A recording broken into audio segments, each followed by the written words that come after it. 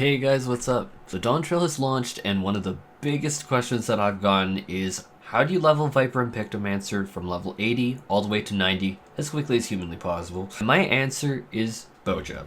Roughly 2.5 years ago, I released 2 videos that I'm going to keep in the description and the pinned comment that will go into more detail than this video. But that leveling method that I myself personally use to level all the jobs during Endwalker from level 80 to level 90, which obviously includes Reaper and Sage, absolutely applies to leveling Pictomancer and Viper all the way from level 80 to 90. I'm just about level 90 on my Viper, and then I'm going to get Pictomancer up.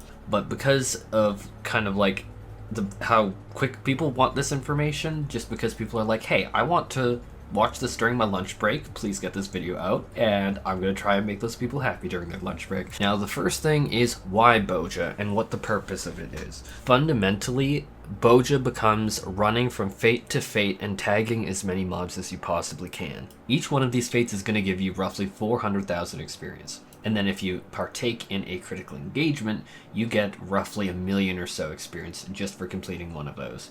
Now, the immediate response that I do think is very justified is, hey, 400,000 isn't that much experience. I can get more from a dungeon. If you want all of the maths that I did 2.5 years ago, definitely check out one of those videos. In fact, unfortunately, those videos are going to have a lot more detail than what I can do in here. I myself have referenced them, if I'm being quite frank with you. Like, what are the proper death patterns? I absolutely reference that. Or what are the lost actions I should use? So I cannot emphasize enough. If you want the breakdown on why I preferred over dungeon, check out that in terms of numbers and stats, but what it boils down to is you are chopping down so many of these fates, you are participating, tagging the mobs, just blowing through them at such a quick pace that it is very, very, very incredibly difficult for a dungeon to keep up. And we're not even factoring in queue times. We're pretending that you, as a DPS, are getting instant queues. Viper and Pictomancer DPS, you are not getting instant queues unless you're queuing with the healer, and even then, the dungeon is going to be slower than this. Maybe there could be an argument for level 87 in a highly optimized group, or level 89 in a heavily optimized group, but I still think that that's a little hard to imagine. So let's start off with lost actions, and what I really recommend, and this is going to be especially important for the Pictomancer, because Pictomancer, you're going to have a hard time getting casts off in Bozja. I'm going to say the quiet part out loud. You're going to have a really hard time getting casts off on Pictomancer and Bozja. And so the actions that I recommend you to take is Lost Burst. And then the melee DPS equivalent that Viper can use, which I also do recommend, is Lost Rampage. Why I recommend these is they are instant cast, they are big AoEs, they hit hard, and they really make it so that you can turn your brain off. And even like in my past video, I said kind of what I'm doing now. I like put on a podcast, I turned my brain off and just grinded as I was listening to like any podcast. Like right now it's on TRT because I did just get put on a TRT 3 weeks ago, and so it's just me listening to that and like gym and muscle game podcasts, and so that's kind of where my brain is at. And so hitting literally one button over and over and over again, which you can macro, I'm gonna hopefully remember to edit in the macro here on the screen, but you can see literally in the gameplay on my Viper that I'm just spamming one over and over again. So it makes a huge difference. It truly is huge heal well, and I'd argue Pictomancer without it is a nightmare in here, because you really want to get gold from everything to get 400,000 experience. Now the next big hurdle, which I do go into more detail in those videos on, that I'm going to try and summarize here as quickly as I can, is speed is your number one thing. Making it from fate to fate to fate, getting the tagged, being able to make it is going to be really hard. Like even this morning, I myself noticing I'm having some that I'm missing, but I'm also super duper out of practice, so that's not a surprise. First thing, have Breathtaker Essence. You can get this from Forgotten Fragment of Becoming. Super affordable, super worth it. Next thing, Lodestone. Get a few, toss them in your bag. Forgotten Fragment of History. It allows you to teleport back to like the spawn really, really quickly. Like say that you're off in Narnia and that you're not near, say, Olana's hot dog stand. Well, that's gonna suck because you're gonna miss a fate that's, say, super down far south at the bottom of the map. Or alternatively, if you're at the bottom of the map and you're gonna need to drive like really far to Olana's hot dog stand from there, it's another way to pop it. Bozjan front riding map. 25 Bozjan clusters. Probably the best 25 Bozjan clusters that you're gonna spend.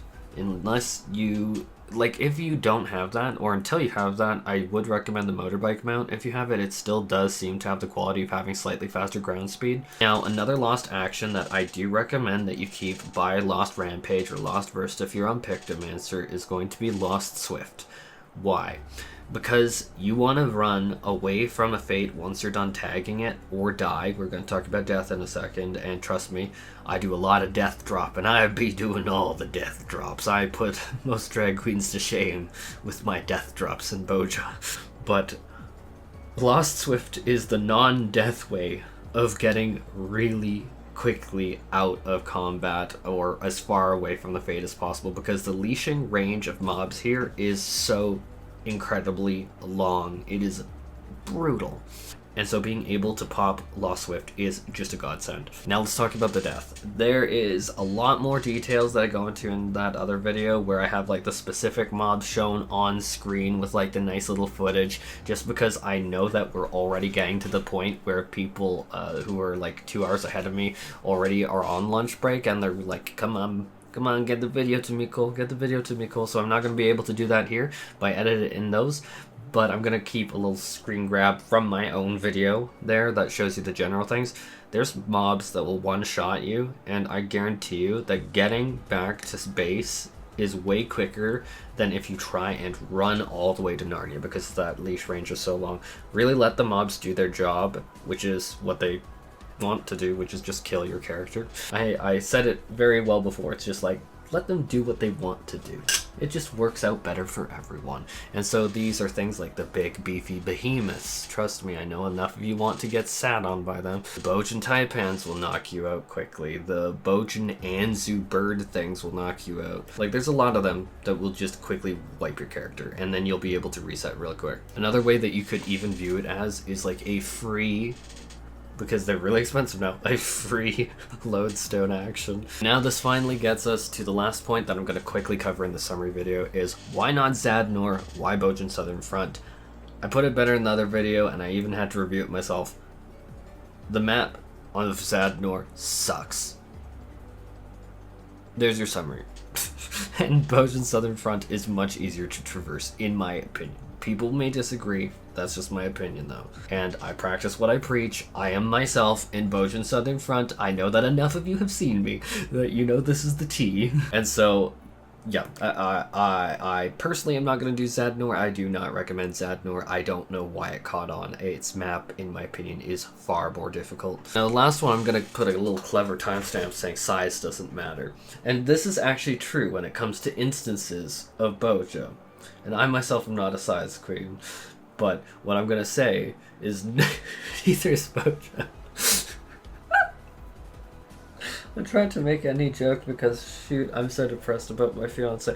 But in terms of the point of instance sizes is 30 people could be in an instance, aka a quote-unquote dead instance. That doesn't mean that it's a bad experience, guys. And so an instance could have 30 people, but the main thing that you're looking for is, are the NMs spawning, the fates spawning that you're looking for, are the fates going down quickly? That is the only two factors that you're really actually looking for. You technically can do this without a group. You can technically do it with less than 30 people. Even if it's a locked instance, it is not an instance that you should leave if you are getting quick experience. As long as things are spawning quick, as long as things are being downed quick, you're good. Anyhow, with that, I'm getting this video out now because I already have the whips going down. Whoosh, whoosh, get out this video before lunch, and I'm trying my best, guys.